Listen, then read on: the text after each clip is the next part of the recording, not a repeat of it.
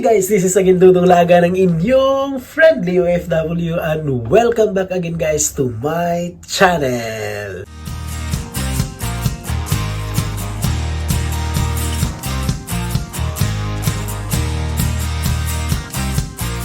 And for today's video guys is I would like to welcome you all guys for another reaction video. Ayan, so meron tayong i-check na video ngayon from our very good friend. Ayan, Ma'am Isabella of Think Positive Vlogs. Ayan, so i-check natin yung video niya and that will be today's video will going to be about. Ayan, so i-check natin yung ginawa niyang kanta. Yes guys, you heard it right.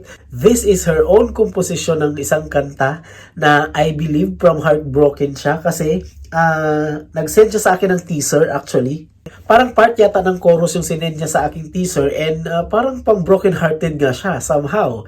Well, yun yung iti-check natin ngayon guys. At kung ikaw ngayon na nanonood ay may pinagdadaanan sa buhay, hindi ko nakasalanan yan, okay? So, masaktan ka and maybe if you heard the song is maybe maka-move on ka. It will help you move on or it will help you move forward sa buhay dahil sa masakit na pinagdaanan mo. Well, I don't know. Kasi ano nga naman, hindi ko pa rin naririnig yung buong kanta talaga. So, let's do this, guys! Boo, boo, boo, boo, boo, boo. Let's do this!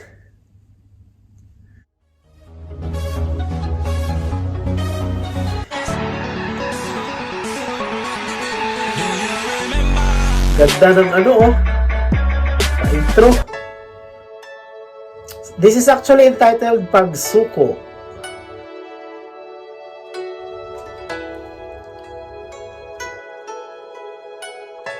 Lyrics from Isabella and musical arranged by JR.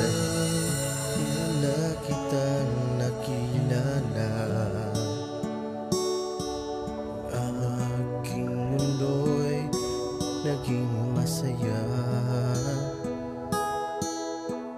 Ang akala ko ay ikaw na nga, pero isang panaginip lang pala. Aww. Sadyang mapaglaro ang ating tadhana. Minahal kita pero may mahal ka na iba. Pilit kong tinatago ang aking nadarama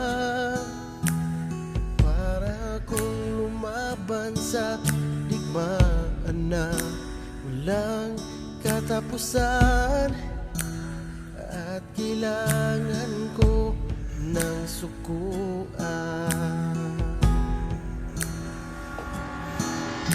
Hindi lahat ng pag-ibig ay pinaglalaban.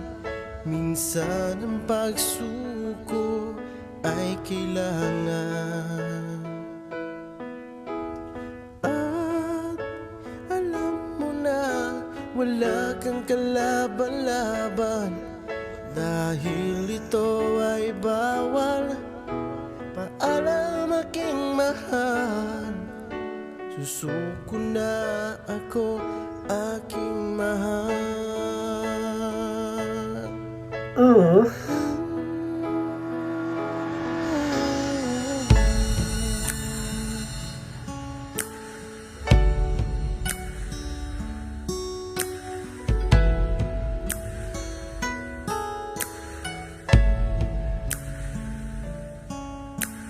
Sa digmaan ng takot di maiiwasan, pero kailangan mo pa rin lumaban. At kung di na kaya ay pwede mong sukuan. Kung pagod ka na at nahihirapan,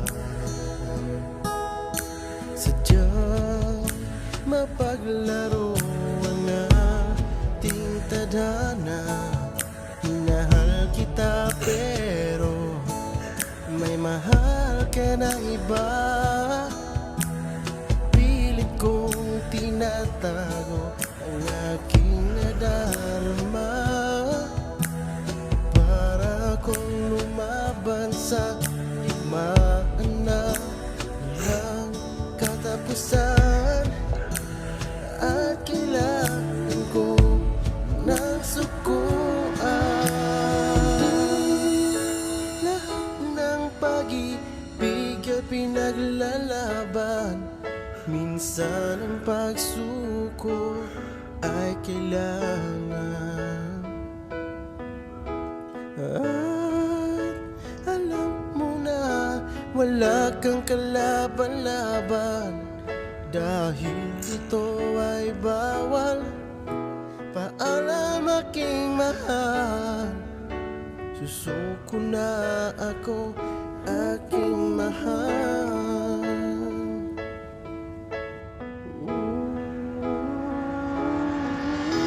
Hanggang dito na lang, aking mahal. Ayoko nang lumaban at masaktan sa digmaan na walang katapusan.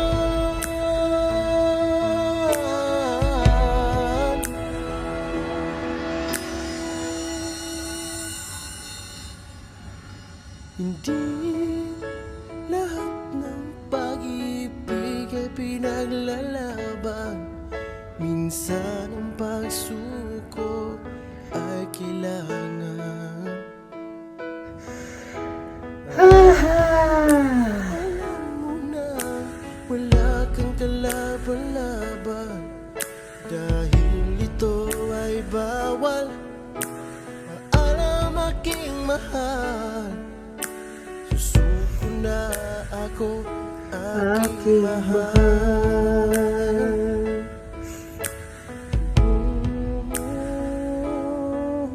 Hindi lahat ng pag-ibig ay pinaglalaban.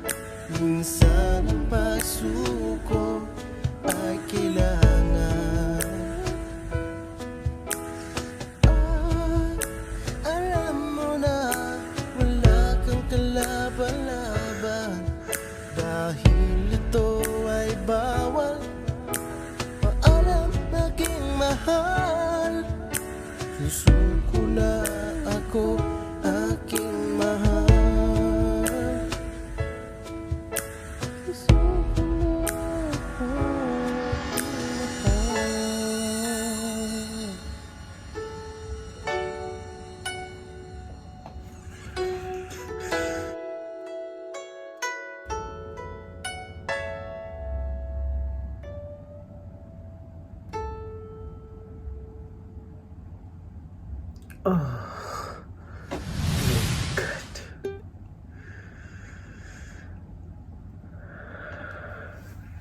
So ano? Ay, nako. Wow! 'Di ba? Ma'am Bella, kung nanonood ka ngayon, mega mega mega shout out sa iyo. Mega mega congratulations for coming up this wonderful song. Grabe. No? Nung last video ko dun sa kapatid niya na gumawa din ng kanta, sobrang matatouch ka rin kasi sobrang napakaganda ng message ng kanta na about #forever na relationship, ganun. But for this one, my God, it's killing me. It's killing me. Well, I'm trying to, pinipilit kong pigilan yung mga emosyon na bumabaha, ay hindi natin maiwasan. But, ayun na nga, the message of the song is really killing me, guys. Kasi minsan sa mga buhay natin, di ba, may pinagdadaanan tayong mga ganun, di ba? Minsan nagmamahal tayo ng mga taong hindi naman natin dapat mahalin. Kasi hindi pwede di ba? Simple fact, hindi pwedeng mahalin kasi nga bawal na. Di ba? Hindi na pwede. Di ba? So, wow!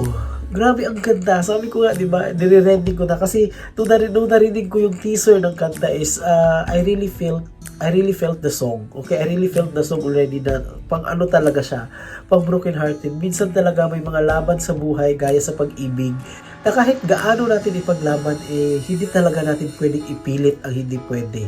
'Di ba? Yun kasi nga for simple fact na hindi talaga pwede eh. Dapat yun na lang ilagay natin sa mindset natin na hindi na talaga pwede, so why should I pursue this?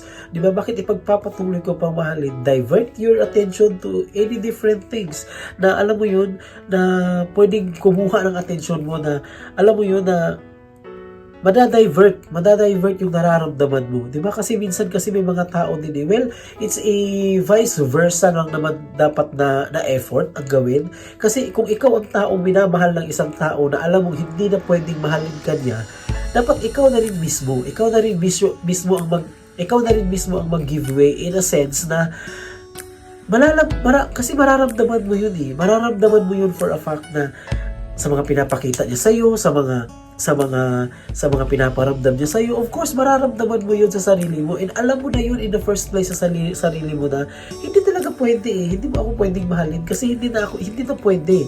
So, ikaw na rin mismo ang gumawa ng paraan para, alam mo yun, hindi pa lumalim yung pagtingin niya sa'yo, hindi na lumalim yung pagmamahal niya sa'yo, kasi pareho yung alam na hindi talaga pwede. Well, yung isa hindi naman natin, sinasabi nila hindi masisisi kasi nagmahal lang. Hindi rin naman sa ganun yun, di ba? Masisisi din natin kasi in the first place, alam mo na hindi mo na pwedeng mahalin yan, ba't kailangan mo pang mahalin?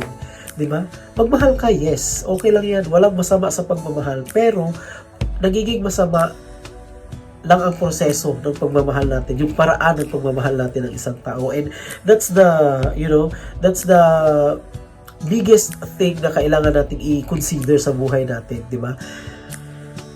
Ako personally apektado sa kantang ito kasi in some part of my past is, alam mo yun, napagdaanan ko rin yung mga ganung bagay, pero I've learned my mistake. Natutunan ko na hindi talaga, and eventually marirealize natin sa sarili natin na bakit nga ba patuloy kong sinasaktan ang sarili ko sa pagmamahal ng isang taong hindi naman na talaga dapat kong minahal? Sabi nga nila, ang mga laban natin sa buhay ay kailangan talagang ipaglaban kung nararapat. Pero kung sa tingin mo hindi talaga karapat-dapat, kasi nga sa una pa lang mali na, wag na. Kailangan mo nang sumuko. And congratulations, Ma'am Bella. I salute you for coming up with this song.